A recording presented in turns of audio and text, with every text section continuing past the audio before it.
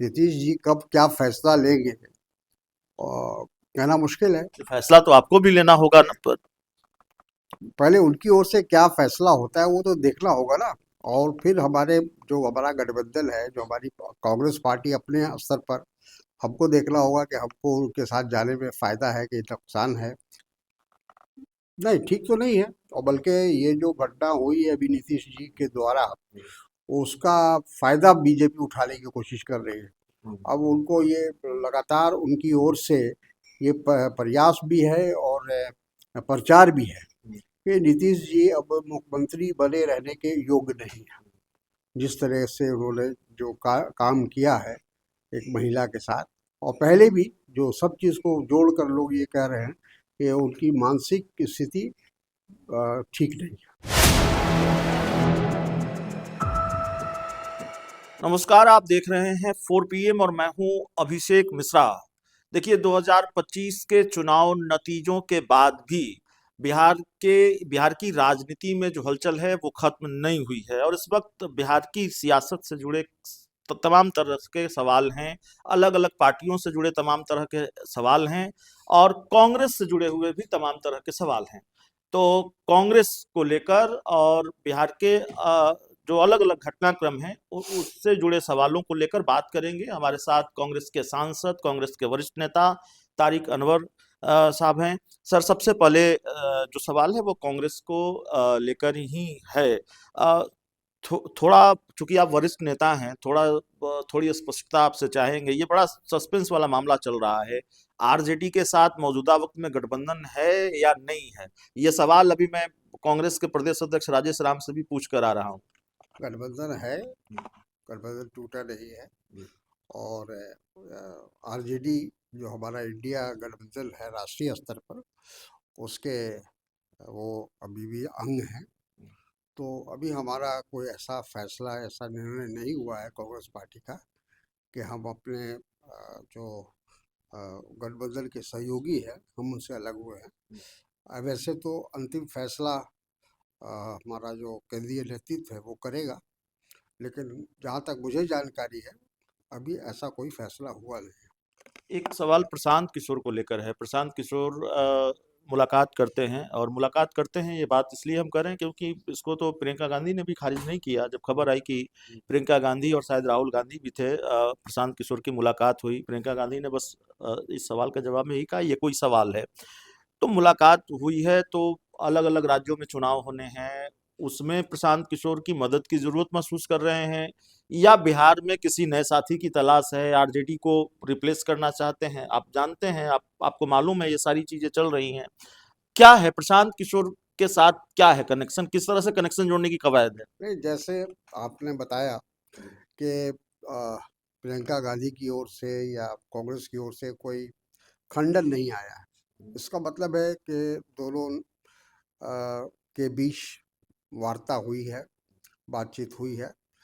वो किस संदर्भ में हुआ है ये तो चाहे प्रियंका जी बता सकती हैं या फिर अ, हमारे स्वराज पार्टी के नेता बोल सकते हैं। तो अभी तक कोई स्पष्ट नहीं है कि वो मिले ज़रूर है, ये तो लगता है, ये तो जानकारी, ये तो पब्लिक डोमेन में है। लेकिन आगे भविष्य में क्या रणनीति तय करेंगे तो ये तो पीके बताएंगे। बिहार में कांग्रेस के अंदर और भी बहुत सारी चीजें चल रही हैं। हालांकि इस पर बात हो चुकी है, लेकिन उस पर और आगे बातचीत करेंगे आपसे। कांग्रेस के 43 लोगों को नोटिस भेजा गया, 7 लोगों को पार्टी से निकाल दिया गया। और आपसे भी जब हमारी बातचीत हुई, आपने राहुल गांधी के से जुड़े घटनाक्रम का हवाला दिया कि नैतिक जिम्मेवारी लेकर उन्होंने इस्तीफा दिया था। अब भी अपनी बात पर आप कायम हैं, इस्तीफा देना चाहिए प्रदेश अध्यक्ष राजेश बिल्कुल, राम को? बिल्कुल जिम्मेदारी लेनी चाहिए।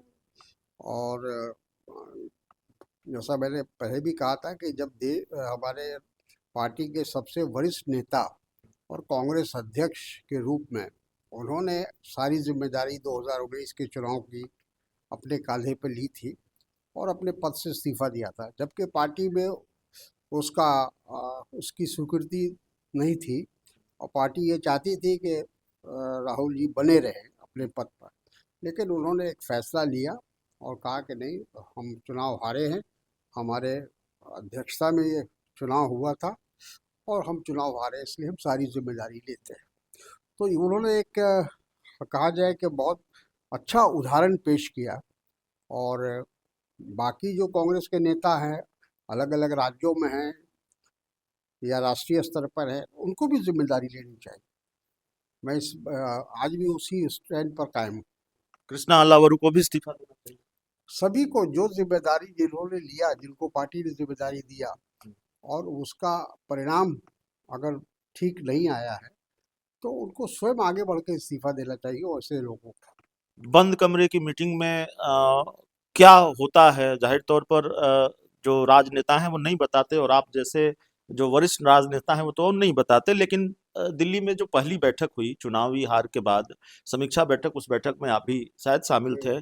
क्या बताने लायक है उस बैठक से? नहीं, देखिए, अच्छी बात ये हुई कि शायद हमको लगता है कि 2020 में हम लोगों ने, हम जो चुनाव का परिणाम आया था उसके बाद हम लोगों ने कोई समीक्षा नहीं की थी। इस बार एक अच्छी बात ये हुई है कि पूरी विस्तार पूर्वक, जिसको हम कह सकते हैं, कि समीक्षा हुई। सभी जो उम्मीदवार थे उन्होंने अपने चुनाव क्षेत्र के बारे में, और उनका अगर कुछ जीते तो बताया है, हारे हैं तो बताया क्यों हम हारे। और आरजेडी को कितना जिम्मेवार माना गया इस बैठक में? ठीक, कोई जिम्मेदारी कि हम लोगों ने उनको नहीं दिया है, ऐसा नहीं है। हमने जिम्मेदारी खुद अपनी पार्टी का हमने देख के जिम्मेदारी लिया है कि हम हारे हैं, तो उसका एक मूल कारण संगठन की कमजोरी भी थी। दूसरा, जो जिस प्रकार से चुनाव आयोग और भारतीय जनता पार्टी या एनडीए गठबंधन का जो सांठ गांठ था, वो बहुत बड़ा कारण था। 10-10 हज़ार रुपये जो दिए गए अंतिम समय में चुनाव के दौरान, तो वो भी एक कारण था। और जो हम लोग लगातार जो आंदोलन चला रहे हैं और अभी भी हमारा आंदोलन जारी है, वोट चोरी का, तो कई तरह से वोट चोरी हुई है नहीं, बिहार के तो अंदर। आप लोगों का जो आरोप है या आप लोगों का जो दावा है उसको तो और हवा दे दी है जीतन राम मांझी के एक वायरल वीडियो ने। उनका जो बयान आया है वो आपको मालूम है, लेकिन वो अब वो सफाई दे रहे हैं कि भाई वीडियो के साथ छेड़छाड़ हुई है, हालांकि उन्होंने ये नहीं बताया क्या छेड़छाड़ हुई है। बिल्कुल गलत बात वो बोल रहे हैं। देखिए, उन्होंने जिस कारण से भी हो, उन्होंने सारी बात खोल कर रख दी है कि किस तरह से पिछले 2020 में जो विधानसभा का चुनाव हुआ, उसमें उन्होंने एक मंत्री के रूप में या एक जिम्मेदार व्यक्ति के रूप में उन्होंने जिला पदाधिकारी पर दबाव बनाया, और दबाव बनाकर एक हारे हुए व्यक्ति को जिताने का काम किया उन्होंने। तो हम तो यही कह रहे हैं, हम कांग्रेस पार्टी तो लगातार ये बात कह रही है कि हमारे यहाँ जो प्रशासन का, चुनाव आयोग का हर तरह से दुरुपयोग हो रहा है। आखिरी सवाल हमारा है, और आखिरी सवाल पहले सवाल से जुड़ा हुआ है, आरजेडी से जुड़ा हुआ सवाल है, तेजस्वी यादव से जुड़ा हुआ सवाल है। तेजस्वी यादव पर ये आरोप है उनके राजनीतिक विरोधियों का कि, और आरोप क्या है, इस तरह का घटनाक्रम है कि विधानसभा के सत्र के दौरान वो छुट्टी मनाने चले जाते हैं।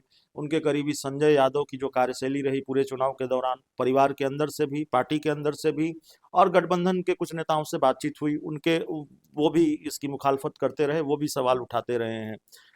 ये जो दो बड़े मामले आए, एक जो हिजाब का प्रकरण सामने आया, और ये जो दूसरा जीतन राम मांझी के वायरल वीडियो का मामला, जो कांग्रेस के आरोपों की एक तरह से पुष्टि करता है और तेजस्वी यादव के आरोपों की भी पुष्टि करता है, जब उन्होंने कहा कि 2020 के विधानसभा चुनाव में वो हारे नहीं, हरवाए गए और प्रशासन तंत्र का गलत इस्तेमाल किया गया। इन दो बड़े मामलों पर जितनी मेरी अभी तक जानकारी है, उन्होंने चुप्पी साध रखी है, उन्होंने इन दोनों मामले पर कोई बयान नहीं दिया है। कैसे देखते हैं उनकी खामोशी को, कैसे देखते हैं उनकी चुप्पी को? मैं समझता हूँ कि कोई कारण नहीं है। वो प्रतिपक्ष के नेता हैं, उनको अविलंब अपनी प्रतिक्रिया देनी चाहिए थी। अब किस कारण नहीं दिया, ये तो वही बताएंगे। लेकिन ये दोनों मामला बहुत गंभीर है, और मैं समझता हूँ कि जीतन राम मांझी जी के बयान के बाद तो यह स्पष्ट हो गया, ये संपुष्टि हो गई कि वोट चोरी लगातार हो रही है। पिछले 5 साल से हम ये काम हो रहा है। और जहाँ तक ये जो निकाब की बात है, पर्दे की बात है, और जिस तरह से नीतीश कुमार जी ने जो काम किया है वो बहुत ही निंदनीय है, अफसोसनाक है कि इतने वरिष्ठ पद पर रहते हुए, वरिष्ठ नेता होते हुए, और उन्होंने इस तरह का काम किया है। तो हमको लगता है उनको भी सार्वजनिक रूप से माफ़ी मांगना चाहिए। बिहार की सियासत में या देश की सियासत में कम से कम ये परसेप्शन कांग्रेस और आरजेडी को लेकर बड़ा स्थापित है, और इन दिनों तो एक तरह से आरोप भी है या एक तरह की धारणा भी है कि कांग्रेस हो या आरजेडी हो या विपक्ष की इंडिया गठबंधन की जो दूसरी पार्टियां हों, उन्होंने ये तय कर रखा है, एक लक्ष्मण रेखा खींच रखी है कि नीतीश कुमार के खिलाफ कितना कितना आगे तक नहीं जाना है। नीतीश कुमार को लेकर आप लोगों की नरमी है, और इसी नरमी से फिर इसी नरमी की वजह से ये सवाल भी पनपता है कि क्या नीतीश कुमार की इंडिया गठबंधन में वापसी हो सकती है। इसका दरवाजा, इसका रास्ता आप लोगों ने खुला छोड़ रखा है, गुंजाइश है वाकई, ऐसा देखते हैं? देखिए, अब इसके बारे में तो कोई भविष्यवाणी नहीं कर सकता है।